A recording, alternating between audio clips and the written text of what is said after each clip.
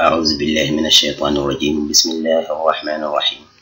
رب اشرح لي صدري ويسر لي أمري واحلل عقدة من لساني يفقهوا قولي.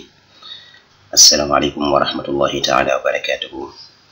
sunu vidéo tey bi ñu ci fas yéene ànd ak yéen ci lu aju ci wàllu langue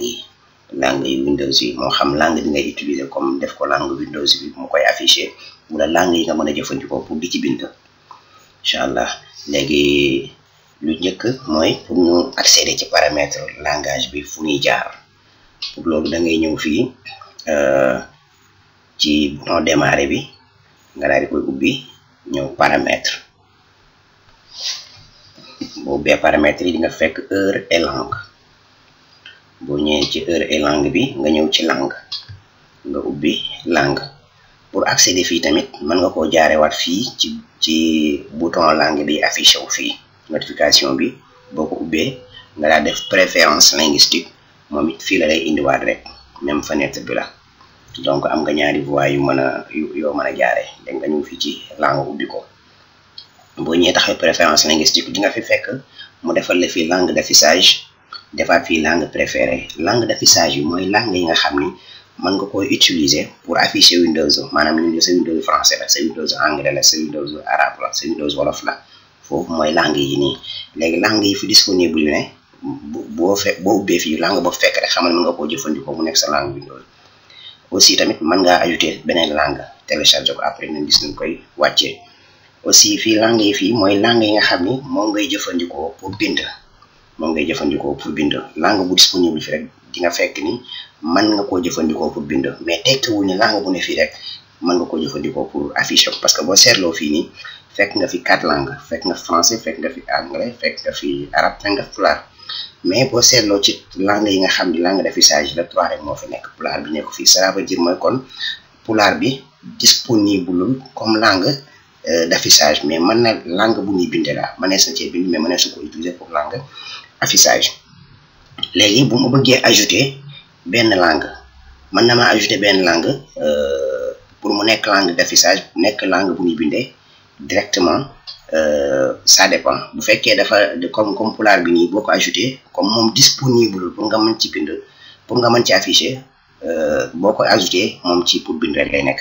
mais bu dee boo xam ne comme wolof la après dañ ko ajouter boo koy ajouter moom dafa disponible pour nekk langue d'affichage ak langue d'entrée maanaam langue boo xam ne danga koy bindee. léegi pour ma ajouter langue am naa ñaari yoon yu ma mën a jaare pour fii su ma ñëwee ba fii am naa ñaari yoon yu ma mën a jaare pour ajouter langue. mën na maa jaare fii nii ajouter une langue d'affichage Windows dans le Microsoft Store. fii nii su ma fi duggee langue bu fi disponible rek moom mooy langue la boo xam te ni bii dafa disponible na pour nekk langue d'affichage. donc bu bëggee ajouter langue boo xam tam dafa lay leer ni langue d'affichage la mën ngaa jaare fii boo fi duggee lay ubbil Microsoft Store bi wan la langue yi nga xam ne ñoo disponible pour langue d'affichage.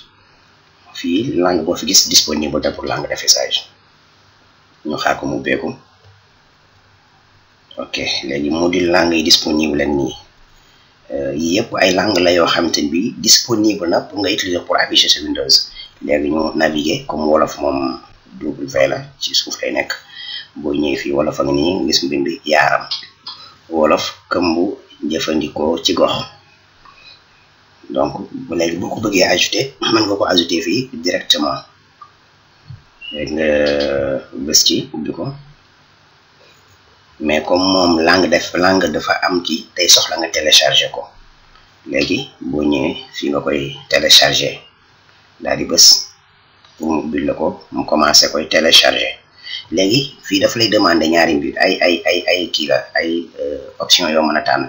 automatiquement boo ko télécharger pare da nga koy def directement mu nekk sa langue d'affichage nga xam ni sa Windows après wolof lay doon dootu nekk français dootu nekk anglais mais wolof lay doon. buy ubbeeku ay sa PC yooyu yëpp ay wolof la koy bindal. boobaa bu fekkee loolu nga bëgg nga bàyyi fii ni mu ko ci installer le module linguistique. installer module linguistique bi moom moo lay permettre pour mu mën a nekk langue d'affichage parce que moom mooy installer fichier yi nga xam mooy permettre mu mën a afficher wu nekk langue wolof Windows bi nekk wolof. lii nii pour écriture manuscrite la maanaam am na benn pavé booy mën a ubbi benn genre page di ci bind di ci utiliser sa souris pour mën a bind comme ku bind sa loxo. donc loolu la. léegi su ma fekkee nii laa ko bëgg a bàyyi ma ñëw def installer directement bu fekkee bëgguma koo bàyyi noonu par exemple langue d'affichage ma ñëw dindi fii nii fekk dama bëgg installer module bi rek ma bëgguma ko def affiché mooy affiché wu ma daal di dindi fii daal def installer léegi xam nañ yoon bi léegi ñu dem ci beneen yoon bi nga xam ni dañ ci mën a ajouter aussi langue beneen yoon boobu moom mooy fii nii ajouter une langue par défaut langue par défaut bi aussi mooy fi ñu jaay fii nii langue yi fi disponible moom langue yi disponible pour bind yëpp a ngi fi langue mën na fee nekk bu fi nekk rek cela veut dire mën nga ko utiliser pour bind mais tekkiwul bu fi nekk mën nga ko utiliser pour langue d'affichage par exemple boo ñëwee fi di nga fekk pulaar moom nii mais moom comme nañ ko gisee langue d'entrée kese la de su ko utiliser pour mën a afficher Windows bi léegi ñu ñëw jël fi wolof bi ñu rechercher ko wolof bi boo ñëw duwaat wolof bi léegi boo seetloo langue bi fii lii nii boo ko gisee rek xamal ni langue boobu disponible na pour mën a nekk langue d'affichage léegi ñëw fi ñu def suivant pour insérer langue wolof léegi da nga fiy fekkaat même réglage yi nga xam moom nga fekkoon ci page bële léegi nga ni ko installer léegi nag actuellement day jël temps am commencé di ko télécharger moo ngi dépendre ci sa net ni mu gaawee temps bi muy jël donc ñu pause ni xaar ko ba téléchargement bi yegg ñu dellu siwaat incha allah ñu dellu siwaat ginnaaw bi installation bi pare module langue bu wolof bi bu ngeen seetloo di nga gis ni fii langue yi bu ci nekk am na ay icônes yu ci nekk icône bu ci nekk am na lu muy tekki icône bu ci nekk am na lu muy tekki boo seetloo français bi anglais bi ñoom ñoo tolloole arabe beeg wolof bi ñoo tolloole mais bokkule wuñu yu nu am bii arabe bi nu wuteeg bi ak wolof bi bii pour bind manuscrit la bii pour synthèse vocale la pour mën a jëfandikoo sa voix pour mën a utiliser ordinateur bi donc loolu kon wolof bi amagu ko boo seetloo pulaar bi tamit amul benn mais loolu boo ñemee fii di nga ko seetlu maanaam ñoom fi mu ne nii pulaar bi clavier bi ñu ko defal nga clavier wolof la amagul kon ñoom clavier pulaar sax defaraguñu ko mais comme déjà langue bi disponible nag cela veut dire mooy loolu moo ngi ñëw léegi bu ñëwee ci langue yi nga xam mooy langue d'affichage yi boo ñëwee fii avant 3 lañ fi doon fekk léegi boo ñëwee di nga fekk 4 fekk nga fi anglais arabe français ak wolof donc kon léegi mën nga jëfandikoo wolof que langue d'affichage mais actuellement duñ ko utiliser parce que buñ ko bëggee def comme langue d'affichage faaw ñu tëj ordinateur bi Windows bi ubbiwaat ko te loolu day dagg enregistrement bi dañuy àggale ñaari réglage yu bëgg a leeral rek après ñu doog a ñëw def ko lu ñu xool incha allah beneen réglage bi li mooy choisir la méthode d'entrée à toujours utilisée par défaut bii nii mooy méthode d'entrée bi nga xam mooy langue bi nga xam moom ngay bindee sa ordinateur boo ko taalee automatiquement langue boobu lay jëfandikoo bu fekkee da nga ko def wolof clavier wolof bi moom moo fi nekk maanaam lettre yi nga xam mooy ne ci clavier bi clavier wolof lay doon bu dee arabe nga def mooy nekk clavier arabe bi moo fi affiché wu moom ngay utiliser bu dee anglais naka noonu léegi nag fii mu am lu mat a bàyyi xel boo jëlee langue d'entrée bi nga def par défaut booy dugal sa mot de passe bu fekkee ba ngay créer sa mot de passe par exemple da nga koo créé woon ci clavier anglais wala français ñëw def sa langue par défaut bii nii arabe wala wolof boo dugal sa mot de passe mën na lay wax ni da ngaa juum alors que ci clavier bi même lettre yi nga bindoon moom nga bind mais lettre boobu ci clavier bu si nekk day wute donc lu mat a bàyyi xel la boobaa bu leen ku ci erreur bu mel noonu daal nga changer langue bi foofu noonu jël choisir langue foofu daal dugal sa mot de passe mais li gën mooy bu fekkee da ngaa jël dugale sa mot de passe anglais nga jël clavier anglais def ko clavier par défaut bu dee wolof nga ko dugale woon nga def ko clavier kii bu ko defee erreur boobu bañ lay dal donc pour loolu nag noonu nga ñëw fii nii daal di ubbi léegi fii nii langue boo fi choisir rek boo fi def moom mooy nekk sa langue par défaut man anglais laa ko def parce que clavier anglais laa gën a min moom laa lu may jëfandikoo te si laa dugale sama mot de passe laa ba ma koy créé donc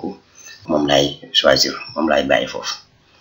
léegi am na beneen réglage tamit réglage boo xam tamit souvent bu fekkee da ngaa installé sa par exemple sa Windows bi français la mais mën nga installé programme boo xam ne programme bi interface bi mu am arabe lañ ko bind am na nu muy demee di nga installé langue bi ba pare yow doo mën a lire parce que ay code ay code la fay defal au lieu que mu bind ay loo mën a lire mais ay code la fay def lu ko waral mooy dafa am benn réglage boo xam te ne bi moom nga koy war a fixé te bés koo fixé wul langue bépp boo xam te ne bii moom ak langue bi affichage Windows bi bokkunu ay caractère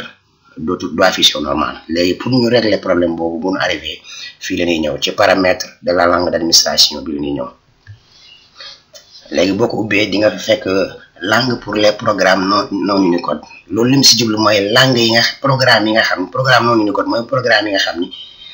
xuruf yi ñuy jëfandikoo dafa wuute maanaam caractère dafa wuute ak caractère langue d'affichage ordinateur bi.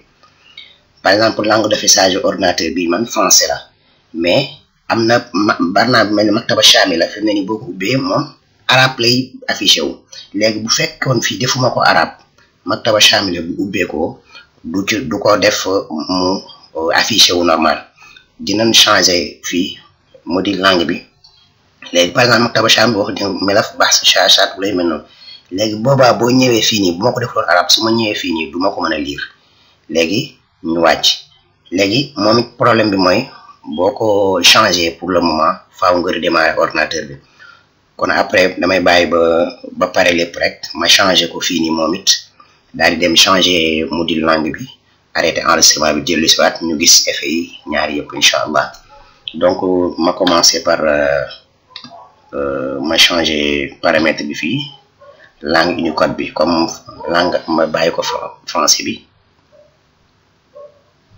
ñëw rechercher français def ko français Sénégal français France garaaw français Sénégal. Ok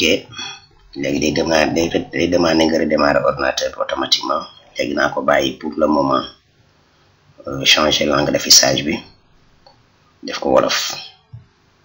Moom it day demander nga déconnecter ordinateur du fay ordinateur mais daf koy déconnecter tëj Windows si boppam duggaat. Léegi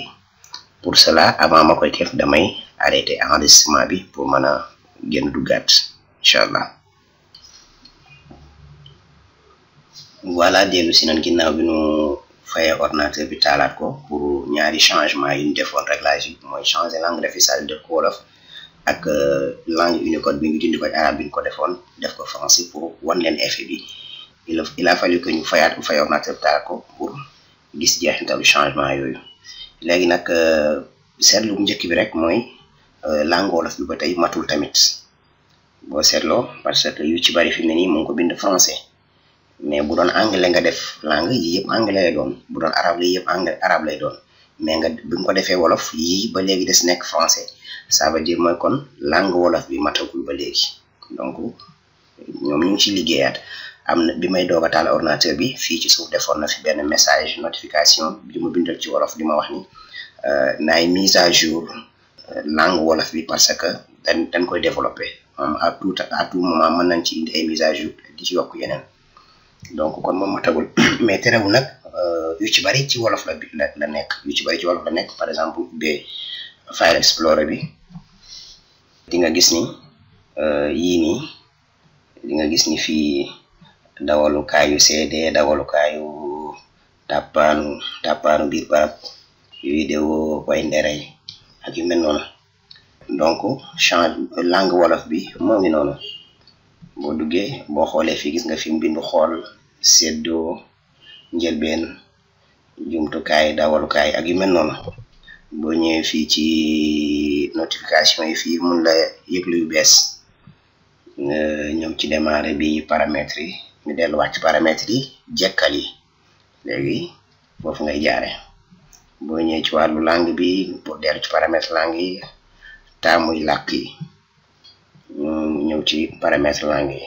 Donc loolu moom mooy lu aju si langue wolof bi. Bu ñu demee ci langue Unicode bi ak effet bi mu def ñu bi maktaba shamila bi ñu xool. Boo xoolee maktaba shamila bi ci bi ñu ko njëkkee ubbi arabe la woon lii nii nekk côté droite bi léegi mu ngi mujj nekk côté gauche mbind mi bouton fayukaay yi nekk côté droite aussi te mu ngi woon côté gauche. Mais li ko waral rek mooy langue Unicode bi fii nii langue Unicode bi ñu war a changer fii bi ma changé yóbbu ko def ko français Sénégal. Léegi su ma ñëwee fii pour ma changer waat ko faaw ma def ko arabe bu ko defee maktaba shamila di affiché au normal. Léegi dama ñëw fi ma choisir arabe yi bëri na ma xool ci benn rek ma choisir ko mais comme maa ngi Égypte ma choisir Égypte rek. Léegi su ma paree ma def ko waaw kay wala ma fomb waaw kay mu sàkku ma redémarrer ordinateur bi dooraat léegi. Donc su ma ko bësee daal di redémarrer ordinateur bi duggaat mo maktaba shamila bi mu affiché wu normal arabe bi ñëw donc loolu mooy réglage langue Unicode programme boo installé moo xam chinois la moo xam russe la moo xam hébreu la moo xam arabe la faaw nga ñëw fii nii bu fekkee interface am langue boobu la topp te langue yooyu matul yéen benn bokk c'est français wala anglais par exemple caractère nga koy bindee donc faaw nga ñëw fii changer langue Unicode bi pour mu dëppoog langue boobu bu ko defee mën a affiché wu normalement voilà kon loolu la leen indiloon tey vidéo bi nag xaw naa gudd donte bëggewuñ ko woon noonu waaye des fois